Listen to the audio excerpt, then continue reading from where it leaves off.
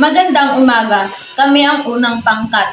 At ngayon ay re-reviewin natin ang isang sinaysay na tumatalakay sa isang mahalagang issue sa ating lipunan.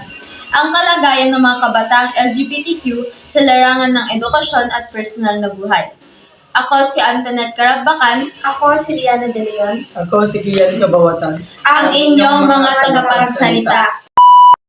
Sa simula pa lang, malinaw na pinakita ng may akda na ang pagiging bahagi ng LGBTQ ay hindi dapat ituring na hadlang. Binigyang diin dito na ang bawat bata, anuman ng kanilang oryentasyon, ay may karapatang mangarap at umunlad. Ito ay isang positibong pananaw na bihirang mabigyan ng kaukulang pansin. Hindi rin naging madamot ang sanaysay sa paglalahad ng katotohanan.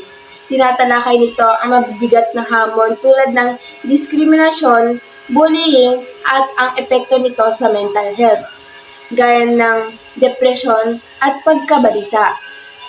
Mahalaga ang bahaging ito dahil iminulat ito ang ating mga mata sa invisible struggle o ang mga lihim na paghihirap na dinadanas ng mga mag-aaral.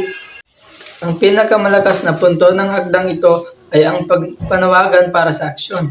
Hindi sapat na alam nating may problema, kailangan ng pagtanggap at pag-unawang mula sa mga magulang, guro at lipunan. Ayon sa may akda, ang suportang ito ang nagbibigay ng tiwala sa sarili upang ang mga bata ay lumaking puno ng determinasyon. Sa kabuuan, ang sinaysay na ito ay isang paalala na ang pagmamahal at pag-unawa ay walang pinipiling kasarian. Ito ay isang matapang at makataong panawagan para sa isang mas inklusibong kinabukasan.